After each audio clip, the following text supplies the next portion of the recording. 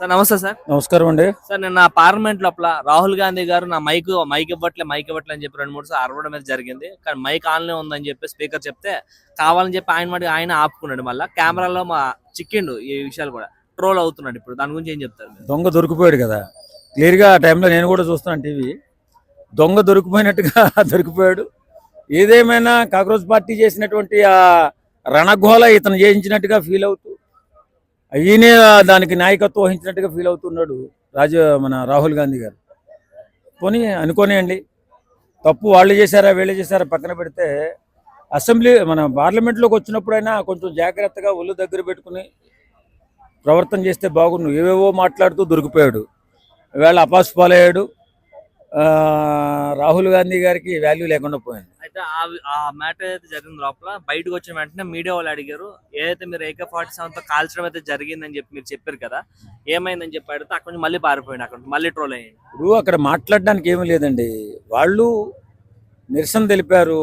అక్కడ నిరసన కూడా అదుపు తప్పినందువల్ల లాఠీ చార్జ్ జరిగింది. తర్వాత పోలీసులు చాలామంది పెద్ద పెద్ద గాయాలయ్యాయి. అలాగే యువకులు కూడా గాయాలయ్యాయి.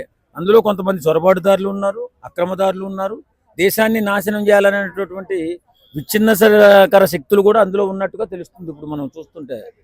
ఏదేమైనా మన దేశాన్ని ఇబ్బంది పెట్టాలని, నాశనం చేయాలని కొన్ని దేశాలు పన్నిన కుట్రలో భాగంగా ఆ దేశాలు ఇస్తున్నటువంటి ప్రోత్సాహం వల్ల ఇలాంటి ఉద్యమాలు జరిగాయి.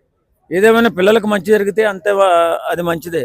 కానీ ఈ రాహుల్ గాంధీ లాంటి వ్యక్తి దేశం మీద ప్రేమ ఉన్నట్టు నటిస్తుంటేనే కొంచెం బాధగా ఉంది.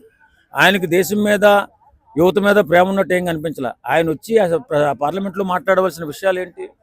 ఆయన అవి మాట్లాడకుండా మైక్ ఇవ్వలేదన్నాడు. మైక్ ఇవ్వలేదంటే ఆయన మైక్ మాట్లాడుతున్నాడు, చక్కగా వినబడుతుంది, ప్రజలంతా చూస్తున్నారు, దేశం మొత్తం చూస్తుంది, కోట్లాది మంది చూస్తున్నారు.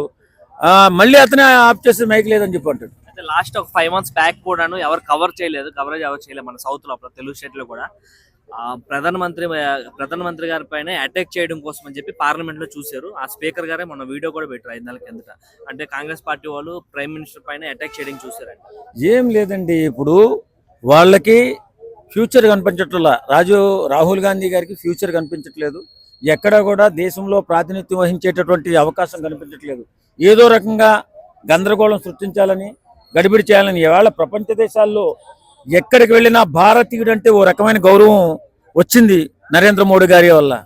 ఆ గౌరవాన్ని ఆస్వాదిస్తున్నారు మన వాళ్ళంతా, ఇండియన్స్ అంతా కూడా.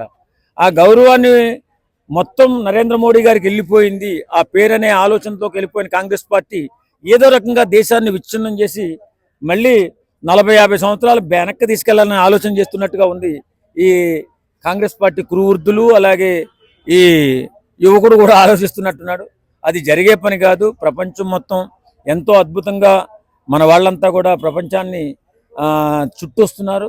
మనకున్నటువంటి గౌరవం ఈ మధ్యకాలంలో నరేంద్ర మోడీ గారి ప్రభుత్వం వచ్చిన తర్వాత ఏ రకమైన గౌరవం ఇస్తున్నారు. ప్రతి దేశం కూడా భారతదేశం అంటే నా అన్నదమ్ములు, నా అక్కచెల్లెళ్ళు అనేటటువంటి ఆలోచనలకు వెళ్ళిందంటే దట్ ఈజ్ నరేంద్ర మోడీ పరిపాలన. అంతే తప్ప ఈ రాహుల్ గాంధీ ఇంకొకడు చేసిన ప్రయత్నాలు కాదు, పనులు కాదు. ఏదేమైనా రాహుల్ గాంధీ గారు ఇంకొంచెం బెటర్గా రాజకీయం నేర్చుకుంటే బాగుంటుంది. అయితే నార్త్ సైడ్ లో కొంతమంది పబ్లిక్ ఏమంటున్నారంటే, ఛాయ్ అమ్మినోడు ప్రధానమంత్రి అయిపోయాడు, నెక్స్ట్ గాయ చేసినోడు కూడా ప్రధానమంత్రి అయ్యే ఛాన్స్ అవుతుంది. కానీ 3 జనరేషన్ల నుంచి ప్రధానమంత్రులు అవుతూనే వచ్చారు, కానీ ఆ ఇంట్లో మా పప్పులో ఎలా బయటకు వచ్చాడు అని చెప్పి అంటున్నారు. ఇప్పుడు పండిత పుత్ర పరమసుంఠ అన్నారు. పండితుడికి మళ్ళీ పండితుడే పుట్టాలని ఏం లేదు కదా. వాళ్ళు ప్రధానమంత్రులు అయినంత మాత్రం ఈయన కూడా ప్రధానమంత్రి అయిపోతాడా అంటే అది జరిగే పని కాదు. మారుతూ ఉంటుంది కాలం, ఎప్పుడూ ఒకేలా ఉండదు. కాలం మారుతూ ఉంటుంది, జనరేషన్ మారుతూ ఉంటుంది. కొన్ని వర్గాలు, మిన్న వర్గాలు బయటకు వస్తూ ఉంటాయి, రాజ్యాధికారం చేపడుతూ ఉంటాయి.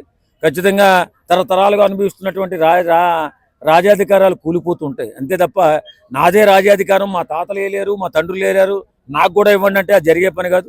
మన పుట్టుకొని మన కష్టాన్ని బట్టే మనకి ఫలితం ఉంటుంది తప్ప ఊరికే దేవుడు కూడా మనకి ఫలితాన్ని ఇవ్వడు. Thank you.